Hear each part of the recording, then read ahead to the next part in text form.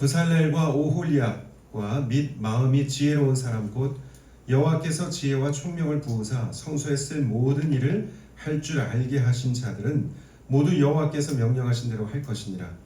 모세가 브살렐과 오홀리압과 및 마음이 지혜로운 사람 곧 그 마음에 여호와께로부터 지혜를 얻고 와서 그 일을 하려고 마음에 원하는 모든 자를 부르매 그들이 이스라엘 자손의 성소의 모든 것을 만들기 위하여 가져온 예물을 모세에게서 받으니라.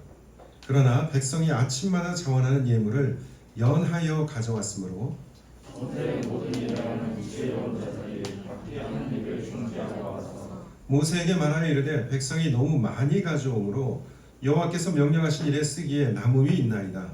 모세가 그들에게 그들의 심중에 공부하여 이르되 남녀노소마다 성소에 드릴 예물을 다시 건네지 말라 하니 백성이 가져오기를 그치니 함께 있는 재료가 모든 일을 하기에 넉넉하여 남음이 있었더라.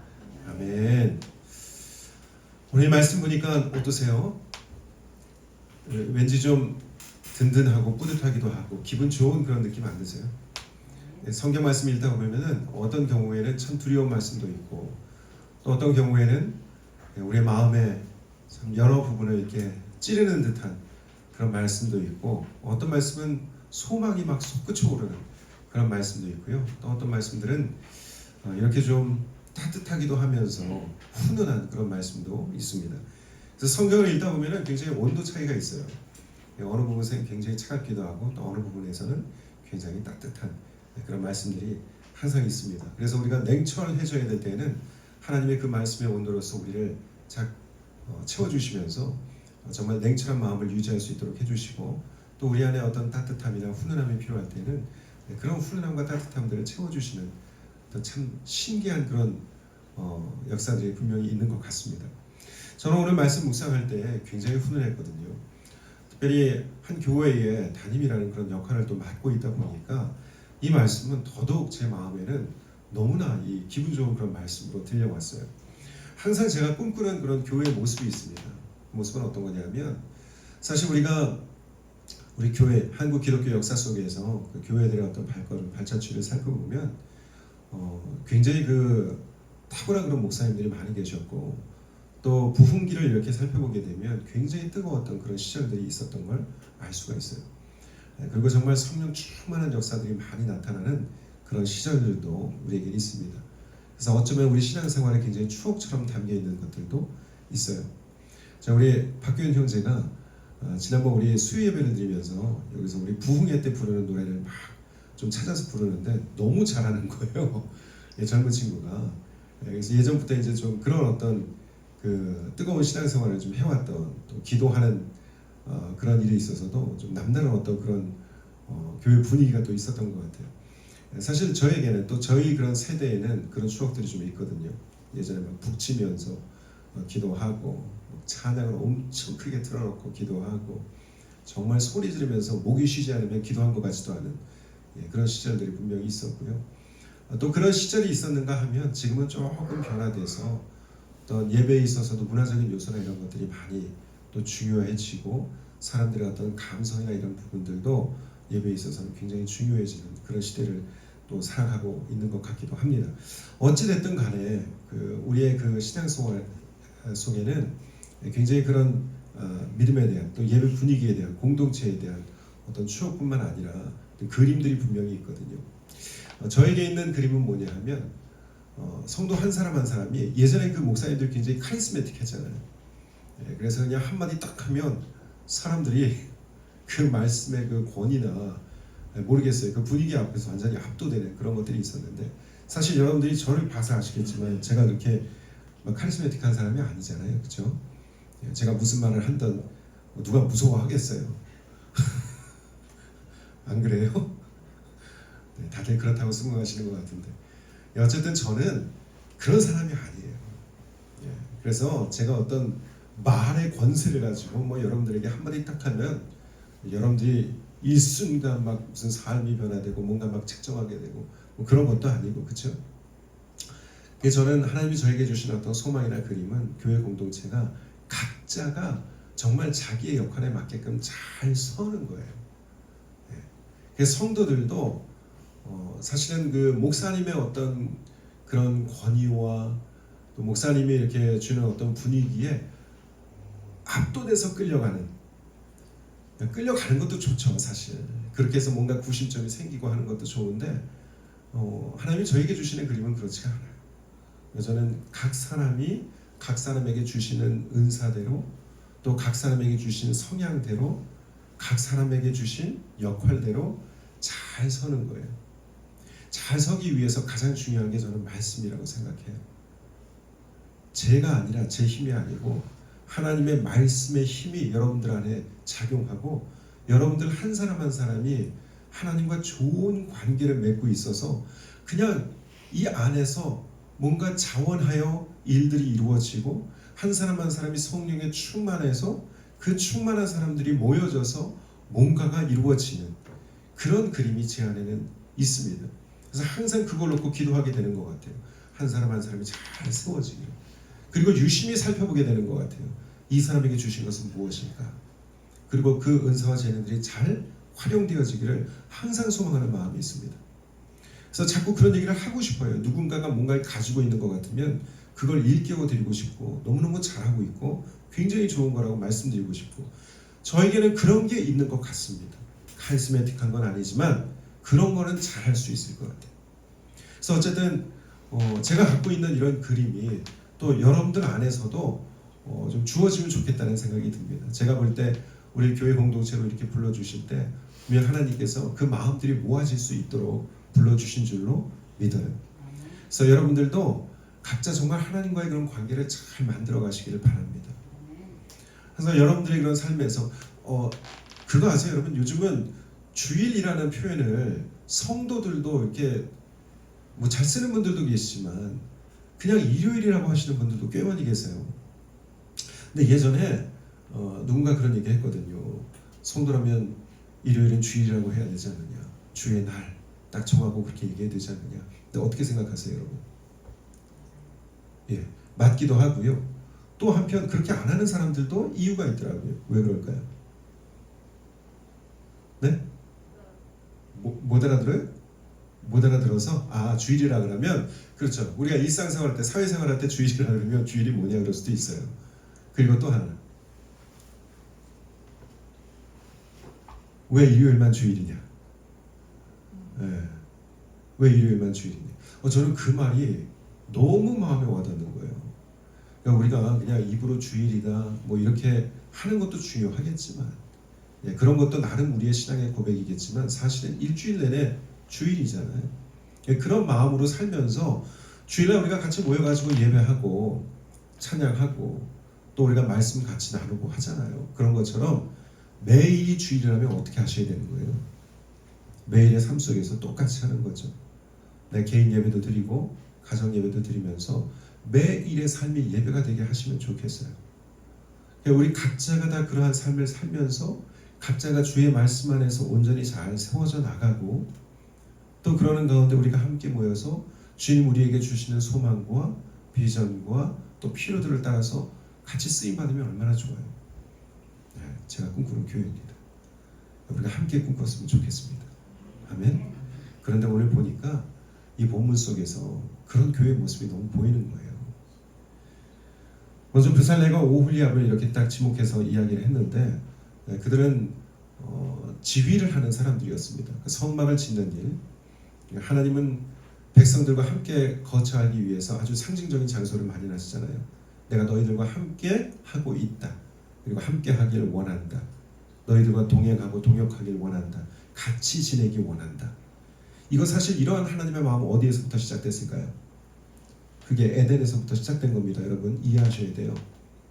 에덴 동산이 하나님과 사람이 함께 공존하면서 함께 일을 해나가는 곳이에요. 그러니까 하나님은 하나님의 형상들을 만들어 놓으시고 그들과 더불어서 일하고 교제하기를 원하셨거든요. 그게 에덴 동산입니다. 그것이 또 상징화된 게 바로 이 성막이기도 한 거예요. 잘 이해하셔야 돼요. 그러면 성전은 어떤 곳이겠어요? 성전도 그런 곳이에요. 나중에 새 에덴, 새 예루살렘, 요한계시록 보면 이제 그렇게 가잖아요. 그죠? 거긴 뭐겠어요? 온전히 회복되어진 처음에 에덴을 만드실 때의 그 의도와 하나님의 계획이 성취되는 곳. 그게 또 새 에덴, 새 예루살렘 이렇게 표현할 수 있는 거예요. 그러니까 하나님께서는 사람 지어놓으시고 처음부터 뭘 하고 싶으셨냐면 더불어 일하시고 교제하기를 원하셨습니다. 그들과 그런 관계를 만들어 나가길 원하셨어요. 이해가 됐어요? 성막이 이 이스라엘 백성들 진영 속으로 들어옵니다. 하나님은 그들과 함께 거처를 마련하시고 함께하길 원하시는 거예요. 그래서 이런 이미지가 나중에 예수님께서는 어떤 이미지로 또 말씀하시냐면 결혼 생활을 말씀하시는 거예요. 신랑과 신부라는 어떤 그런 이미지를 주세요. 그리고 예수님께서는 내가 너희를 위해서 뭘 예배하러 간다? 거처 예배하러 간다. 거처 뭐 하는 곳이에요? 같이 지내는 곳이잖아요. 그렇죠? 그러니까 이런 모든 것들이 다 하나님의 마음을 표현해 주는 거예요. 하나님은 우리와 함께 하기를 원하시고 함께 걸어가기를 원하시고 함께 동역하기를 원하십니다. 그걸 잘 이해했으면 좋겠어요. 교회는 뭐예요 그러면? 교회도 마찬가지예요. 교회는 건물이 아니다 이렇게 얘기하잖아요. 그죠? 교회는 믿는 사람들의 공동체인데 이걸 우리는 교회라고 얘기해요. 하나님이 교회를 세우실 때 이 땅 가운데 뭐 하시고 싶은 거예요? 교회와 더불어 일하고 교회와 더불어 교제하시고 교회와 더불어 거주하시고 이게 하나님의 뜻인 거예요. 그럼 이해하시죠? 그러니까 우리 교회 공동체 은혜교회는 그런 곳이 되어야 하는 것입니다. 자, 그런데 오늘 보니까 그렇게 하나님께서 성막을 이제 청사진을 다 보여주셨고 이제 실행 단계에 들어간 거거든요. 근데 이제 사람을 세우시는데 부살렐과 오홀리압뿐만 아니라 지혜와 총명이 있는 사람들, 그런 사람들을 하나님께서 불러 모으세요. 그래서 1절에 보니까 성소에 쓸 모든 일을 할 줄 알게 하신 자들은 모두 여호와께서 명령하신 대로 할 것이니라. 2절에 모세가 부살렐과 오홀리압과 및 마음이 지혜로운 사람 곧 마음에 여호와께로부터 지혜를 얻고 와서 그 일을 하려고 마음에 원하는 모든 자를 불렀다. 이렇게 얘기를 하고 있어요. 이 부분에서 우리가 첫 번째로 좀 생각해야 될 게 뭐냐 하면 지혜와 총명이 있는 자들이에요. 여기서는 그런 자들을 부르셨다고 되어 있지만 앞서 있었던 본문 속에서 뭐라 그랬냐면 부살렐과 오홀리압을 세우시면서 그들에게 지혜의 영을 부어주셨다고 했어요. 그러니까 여러분 이게 무슨 얘기냐 하면 우리가 기억해야 될 게 하나님께서는 하나님의 일로 부르실 때 그들에게 뭘 주신다? 지혜와 총명을 주셔요. 그리고 그 일을 감당할 수 있는 뭐도 주실까요? 능력도 주시는 거예요. 그러니까 여러분들 하나님이 이게 우리가 소명이잖아요. 하나님의 부르심. 모세도 하나님이 부르셨고 아브라함도 하나님이 부르셨고 다 부르시죠. 선지자들도 하나님이 부르시고 근데 기억해 보세요. 이들이 부름받을 때 자주 등장하는 말이 있어요. 하나님 앞에. 하나님 저 할 줄 몰라요. 저는 입이 우둔해가지고 제가 말해봐야 사람들 듣지도 않아요. 이 선지자들이 그런 거잖아요. 그죠? 모세도 통치자로 이제 부르는 거 아니에요. 앞장서가지고 사람들 인솔에 나가야 되는 사람인데 모세 스스로도 어떻다고 생각했어요? 난 말하는 게 어떠네. 내 말 듣고 사람들 따라올 수 있으니까 이 생각하는 거 아니에요. 근데 하나님이 어떻게 하세요? 하나하나 다 일러주시면서 아론도 세워가지고 그의 말을 대신하게끔 해주시고 다 이 일을 감당할 만한 능력과 환경을 만드시더라는 거예요. 그러면 모세에게 필요한 건 뭐였어요? 순종하는 거죠. 그죠? 이게 필요한 거예요. 여러분 하나님께서 우리를 부르실 때가 있어요. 어떠한 일로 부르실 때가 있어요. 그러면 그때 우리는 생각하겠죠. 나 같은 사람이 할 수 있을까? 이런 생각할 수 있는데 여러분 하나님께서 부르실 때 그때 하나님 뭐 하신다? 그 일을 감당할 만한 지혜도 주시고 총명도 주시고 능력도 주시고 사람도 주시고 환경도 열어가실 것을 믿으셔야 된다는 거예요. 아멘? 믿으시기를 바랍니다. 자, 그리고 두 번째로 우리가 봐야 될 게 뭐냐 하면 마음에 감동된 자들이 등장하고 있어요. 마음에 감동된 자들. 하나님께서 하나님의 일을 행하실 때에 어떤 사람들과 하냐 하면 마음에 감동이 되는 자들과 일을 하세요. 이 마음에 감동된 자들이 자원하여 하나님 앞에 나왔다고 얘기를 하고 있습니다. 여러분 누구하고 같이 일을 할 때 억지로 그냥 끌고 가서 일하는 게 좋아요? 아니면 정말 기뻐하는 마음으로 함께 하고자 하는 사람들이 좋아요? 당연히 함께 하고자 하는 사람들이 좋잖아요. 하나님은 안 그러실 걸이라고 생각하시나요 혹시? 저희는 우리 안에 뭐가 있어요? 우리는 하나님의 형상 이미지에 있다 그랬잖아요. 그죠? 그러니까 그러니까 이건 뭐냐면 하나님을 이해할 수 있을 만한 요소가 우리 안에 담겨 있다는 얘기예요. 그러니까 하나님은 신이시잖아. 우리가 어떻게 하나님을 이해해? 이게 말이 안 돼요. 성경을 우리가 보게 되면 하나님과 소통하고 하나님의 감정을 느끼고 하나님과 함께 대화하면서 하나님을 이해해 나가는 사람들의 이야기예요. 다. 우리는 하나님과 통할 수 있는 요소들을 분명히 가지고 있어요. 그렇기 때문에 여러분, 하나님이 어떠한 마음이실까라고 생각할 때 우리는 어땠지? 라고 한번 생각해 보시면 좋을 것 같아요. 방금 드린 말처럼 우리는 누군가 기꺼이 하는 마음으로 함께 하는 것이 좋아요. 그죠? 내가 하고자 하는 그 일의 의미를 이해하고 그 일에 동참하고자 하는 의지를 갖고 나오는 사람들이 정말 좋단 말이에요. 하나님도 그런 분이세요. 물론 그렇게 막 기꺼이 하고자 하는 마음이 없는데도 쓰시는 경우들도 분명히 있어요. 강권하시는 경우. 예를 들자면 아까 얘기했던 대로 모세나 선지자와 같은 자들을 한번 생각해 보세요. 맡기실 일 자체도 어려워요. 가서 듣기 싫은 소리 해야 되고 사람들 마음 모아가지고 끌고 나가야 되고 이 모든 일들이 참 어려운 일인데 그래서 선뜻 나서기도 힘든 일인데 이런 경우에 하나님은 강권해서 쓰시는 경우도 있어요. 어떻게 보면 설득 작업을 하셔요.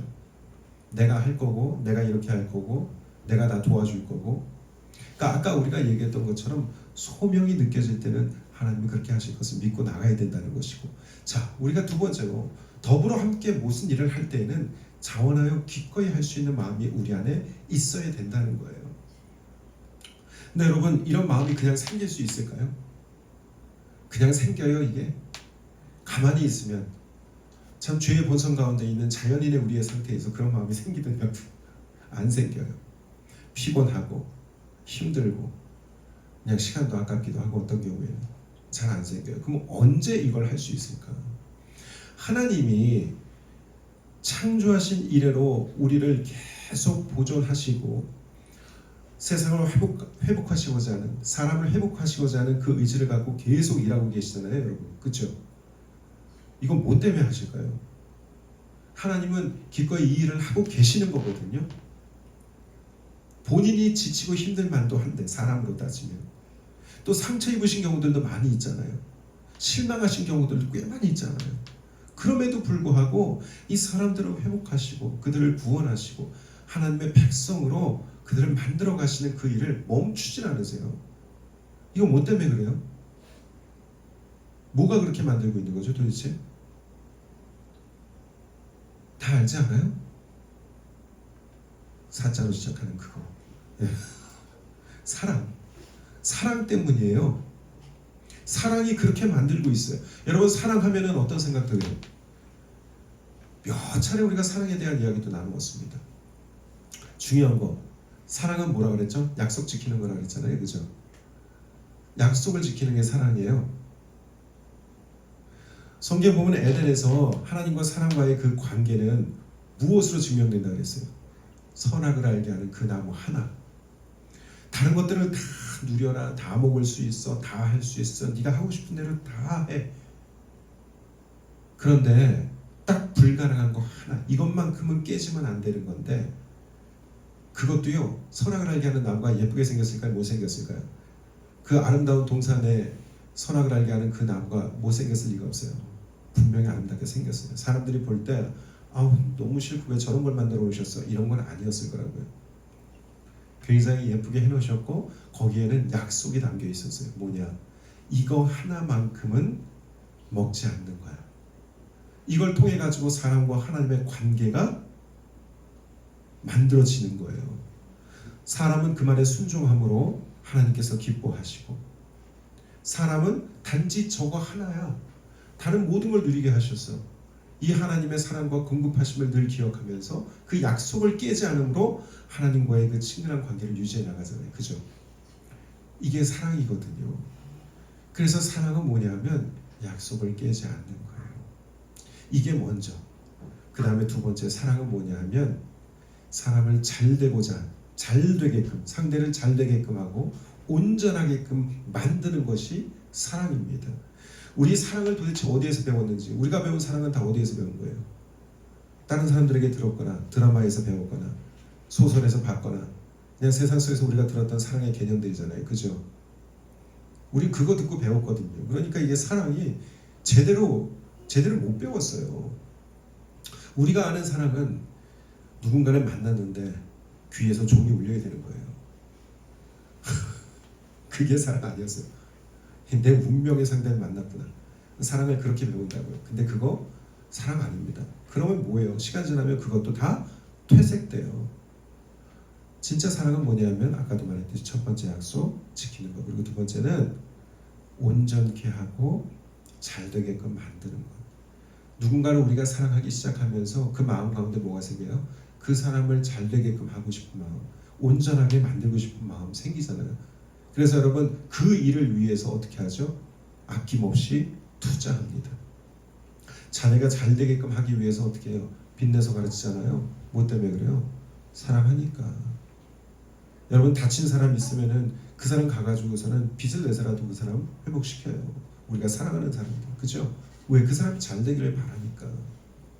그 사람이 온전해지고 상처로 인해서 고생 안 했으면 좋겠고, 그러니까 회복시키고자 하는 의지가 그냥 막 발동이 되는 거예요. 그게 뭐예요? 사랑이에요. 하나님이 우리를 향해서 그 마음을 가지고 계세요. 그 사랑은 그런 거예요, 여러분. 온전케 만들고 잘되게 만들고 그 의지가 사랑이에요. 그 사랑은 그냥 생겨나는 게 아니라 사실은 사랑은 하게 되는 겁니다. 해야 되는 문제. 하나님은 그 일을 포기하지 않으시는 거예요. 하나님은 그 일을 끝까지 하시겠다는 거예요. 그게 하나님이세요. 그래서 우리는 하나님을 뭐라 그래요? 하나님은 사랑이시다. 사랑 그 자체시다. 절대 포기하지 않아요. 그렇다면 여러분, 우리가 누군가를 위해서도 기꺼이 무슨 일을 할 수 있는 그 근거는 어디에 있는 거냐면 사랑에 있는 거예요. 교회 공동체를 위해서 우리가 기꺼이 나와서 일할 수 있어요? 교회 공동체를 위해서 우리가 뭔가를 투자할 수 있어요? 교회가 하는 일들을 위해서, 또 우리 지체들을 위해서 우리가 우리의 시간을 낼 수 있어요? 우리의 물질을 낼 수 있어요? 우리가 밥 살 수 있어요? 그거 뭐예요? 사랑하니까 할 수 있는 거예요. 뭐가 넘치니까 하는 게 아니고요. 뭐 때문에 한다고요? 사랑하니까 한다고요. 오늘 이 이스라엘 백성들 안에 하나님을 향한 감사와 사랑의 마음이 있는 것을 저는 느낍니다. 하나님께서 그들을 구원하신 것, 그리고 우상 숭배했잖아요, 그죠? 그 십계명 들고 내려오던 그 전에 이미 우상 숭배하고 있어요. 이게 정말 말도 안 되는 일인데 모세는 돌판 깨트려 버리고, 이게 무슨 상황이에요, 보기에. 그런데도 하나님은 어떻게 하신다고요? 다시 그들에게 기회를 주셔요. 그리고 이 기회 속에서 다시 그들은 마음을 새롭게 하고 하나님 앞에 선언하고 나오게 됩니다. 이런 기회를 주신 하나님 앞에 그들이 왜 감사의 마음이 없겠어요? 멸절당할 수도 있는 것이고, 하나님께서 그들과 동행하지 않기로 그렇게 막 얘기하셨다가 모세의 그런 중보와 요청을 통해 가지고 또 그 마음을 돌이키시고 함께 하시기로 하잖아요. 이 모든 상황이 감사하지 않아요? 그 은혜가 감사하지 않아요? 그 감사의 마음과 하나님을 향한 열망과 사랑이 그들 가운데 있는 것을 보게 돼요. 그리고 뭐 하는 거예요? 뭐가 넘치니까 나 시간 남아돌아요.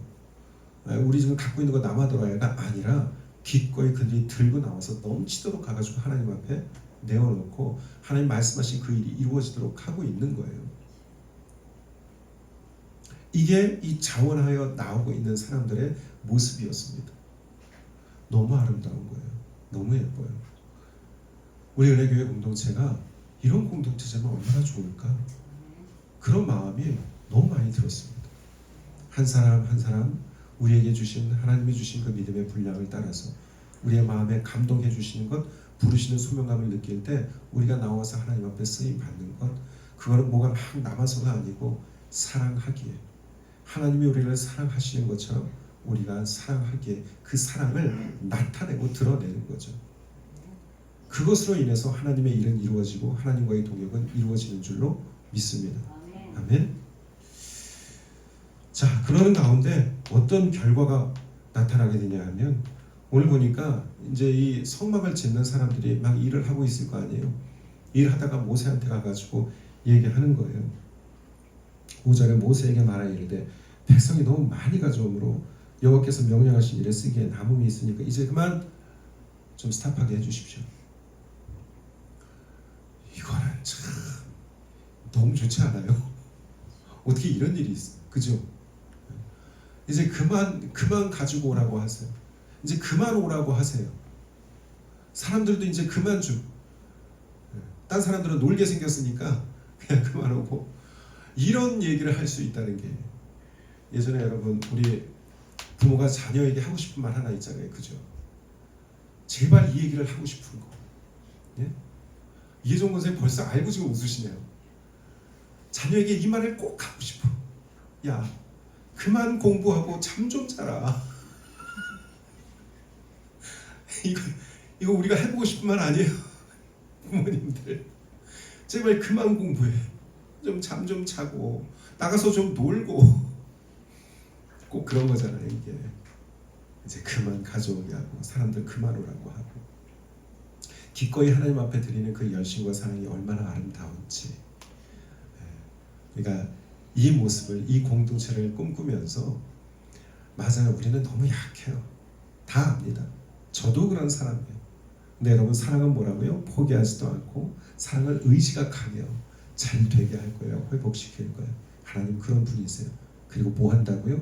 하나님 목까지 내어주셔요. 생명까지 내어주셔요. 기어이. 이게 사랑이거든요. 그래서 저는 말씀드리고 싶어요. 먼저 우리가 하나님의 그 사랑을 배워나갑시다. 우리 삶에서 그 하나님의 사랑을 조금씩 시험해 나갔으면 좋겠어요. 그리고 우리가 그 사랑을 가지고 하나님과 함께 동역하길 원합니다. 우리 교회에게 주신 소망과 필요와 또 우리가 함께 붙는 그 비전과 하나님 우리에게 주시는 그 그림들을 향해서 주의 사랑 품고 함께 나아가길 예수님의 이름으로 축원드립니다.